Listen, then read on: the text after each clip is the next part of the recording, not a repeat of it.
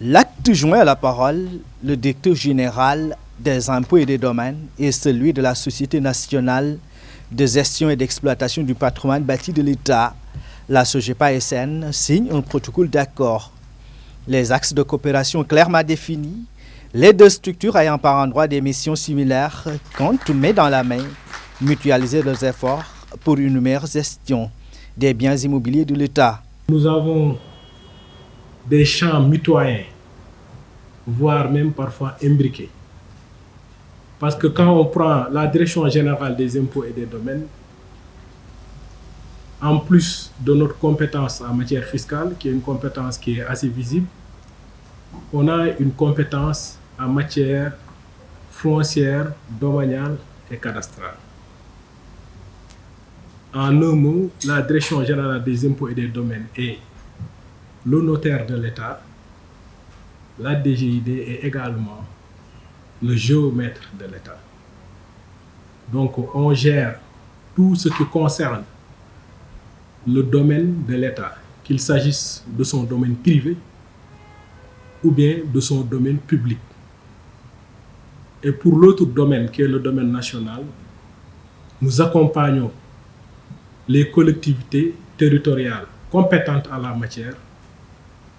Nous les accompagnons techniquement dans l'exercice de cette compétence-là. Si on prend la SOGEPA gère tout le patrimoine bâti de l'État. Ce patrimoine bâti-là est assis sur du foncier dont nous devons être sûrs du régime juridique. La situation foncière doit être exhaustive et exacte. Pour cela, une collaboration en amont de la direction des cadastres est importante. Le premier enjeu de ce protocole, c'est de pouvoir identifier avec exactitude l'ensemble des propriétés bâties de l'État.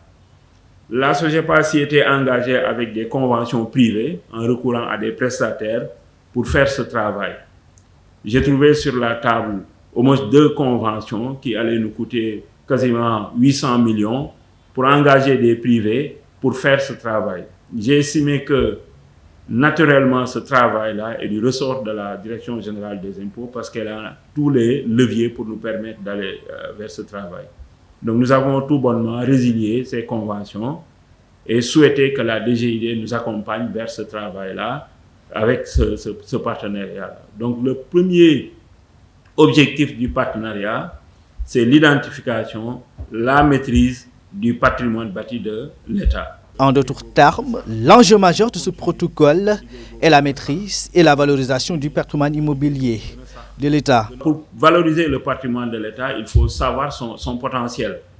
Et la direction du cadastre, en tant que géomètre, mais également évaluateur des biens de l'État, ce protocole trouve sa raison fondamentale à s'appliquer.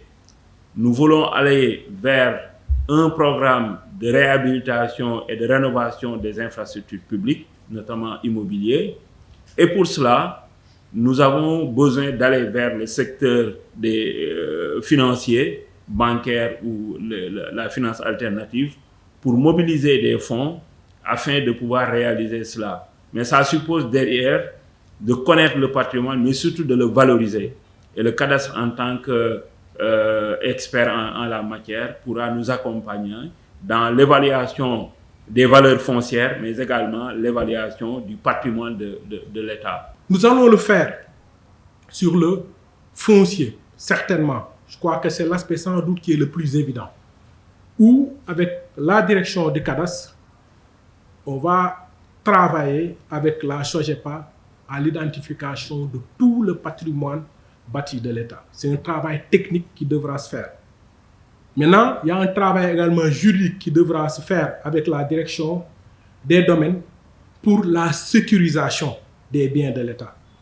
Parce qu'une chose est de bien identifier le bien physiquement, de bien le géolocaliser, d'avoir une matrice cadastrale claire par rapport à ces biens-là. Une autre est de prendre les dispositions juridiques pour que ces biens-là restent dans le giron de l'État et dans les formes qu'il faut.